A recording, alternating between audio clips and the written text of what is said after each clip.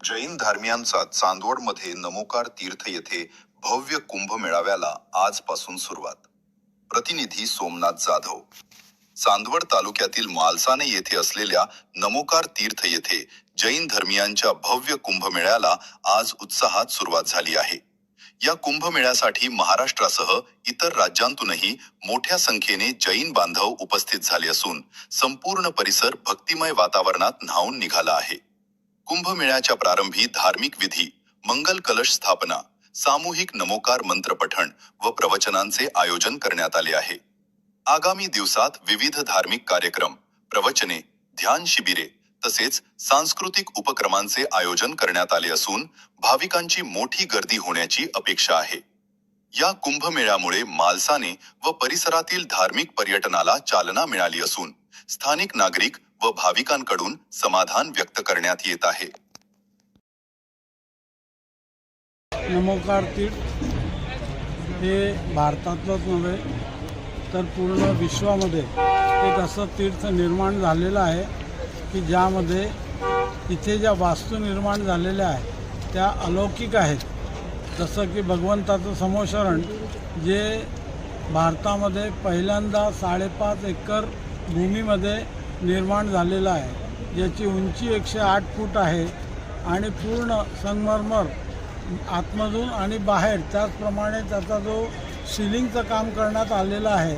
तर जेव्हा लोक त्याला बघतात, आतमध्ये जातात, तर ताजमहलसुद्धा त्याच्या समोर फिका आहे या प्रकारचं एक समोशरण इथे निर्माण झालेलं आहे. त्याचप्रमाणे पंचपरमेष्ठी मंडप जो जवळपास 23,000 स्क्वेअर फीट पिलरलेस हॉल, तिच्यात 5 पंचपरमेष्ठीच्या खडगासन मूर्त्या ज्या देखील भारतामध्ये पहिल्यांदा इथे अवस्थित झालेल्या आहेत. अशा अनेक गोष्टी या नमोकार तीर्थवर निर्माण झालेल्या आहे आणि या नमोकार तीर्थमध्ये जवळपास 3,000 मूर्त्यांचं प्राणप्रतिष्ठा महोत्सव हा दिनांक 6 फेब्रुवारी 2026 ते 13 फरवरी 2026 या कालावधीमध्ये तो आयोजित केलेला आहे.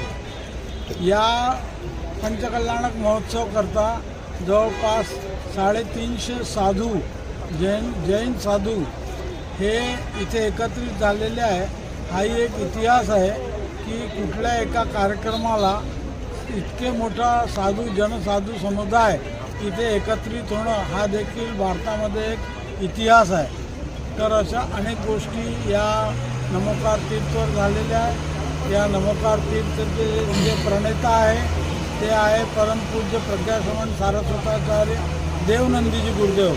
आणि आज देवनंदीजी गुरुदेवांचे जे गुरु आहेत, ज्यांना जगद्गुरू म्हणतात, ते कुंथुगिरीहून इथे केवळ या कार्यक्रमाकरता ज्यांचं वय आज 80 वर्षापेक्षाही अधिक आहे, 63 वर्षापासून त्यांची दीक्षा झालेली आहे, असे वयोवृद्ध भारतातले एकमेव साधू त्यांचं आज इथे आगमन झालेलं आहे.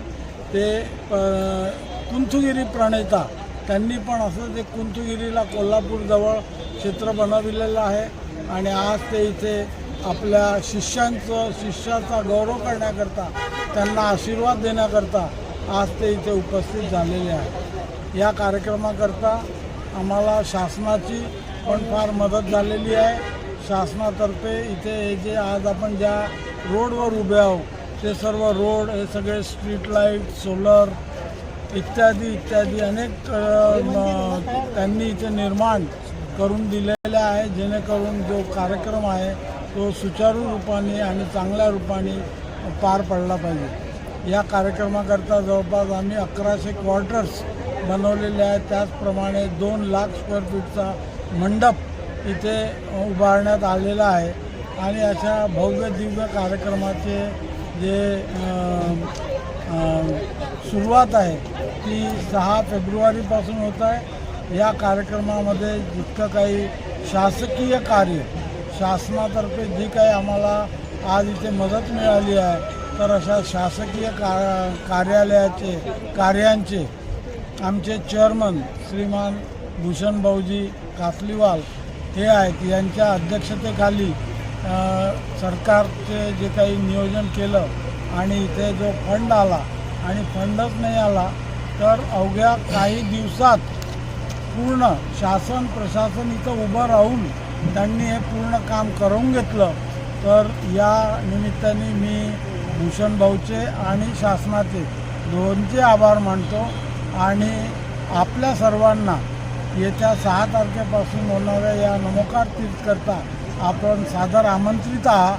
इथे आपण अवश्य या आणि जो कार्यक्रम होतो तीर्थंकरांचे जे पंचकल्याणक म्हणजे गर्भात येण्यापासून तर दीक्षा घेण्यापर्यंत आणि नंतर त्यांना निर्वाण प्राप्त होण्यापर्यंत जे काही कार्यक्रम होतात ते सर्व कार्यक्रम इथे स्टेजवर एका वेगळ्या पद्धतीने आपल्यासमोर ठेवण्यात येणार आहे.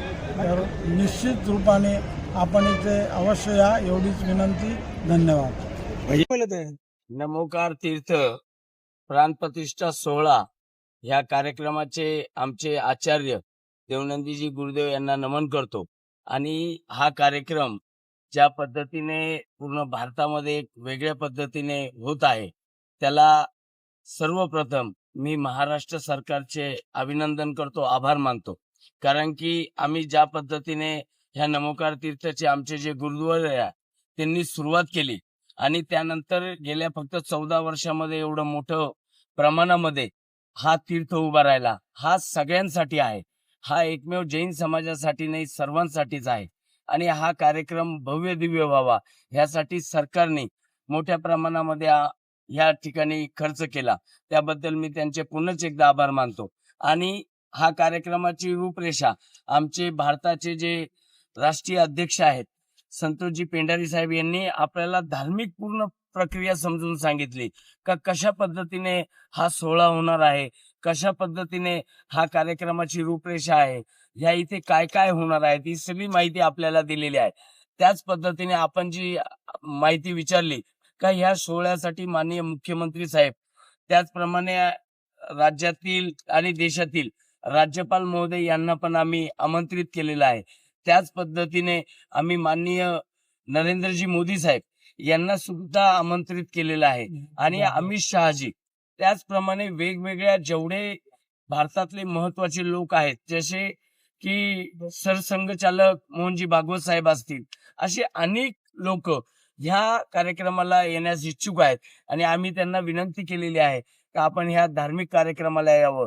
त्याच पद्धतीने नाशिक जिल्ह्यात उत्तर महाराष्ट्रातील सर्व आमदार साहेब त्याचप्रमाणे खासदार साहेब आणि प्रशासकीय अधिकारी त्याच्यामध्ये कमिशनर साहेब असतील, कलेक्टर साहेब असतील आणि पूर्ण टीम ह्या टीमनी ज्या पद्धतीने आम्हाला मदत केलेली, सहकार्य केलेलं आहे त्याचं आम्ही किती सांगितलं तरी त्याचं माफ होणार नाही. अशा पद्धतीने आम्हाला त्यांनी प्रशासनाने साथ दिली, त्याबद्दल मी त्यांचे या निमित्ताने आभार मानतो. आणि आपल्या सगळ्यांना विनंती करतो की आपण सगळा कार्यक्रम हा 6 तारखेपासून चालू होणार आहे, तरी ह्या कार्यक्रमाला आपण उपस्थित राहावं. आपण सगळ्यांनी या कार्यक्रमाचा लाभ घ्यावा, प्रसाद घ्यावा हीच विनंती करतो. आणि आपल्या सगळ्यांना पुन्हा एकदा ह्या कार्यक्रमासाठी येण्याची आग्रह विनंती करतो. धन्यवाद.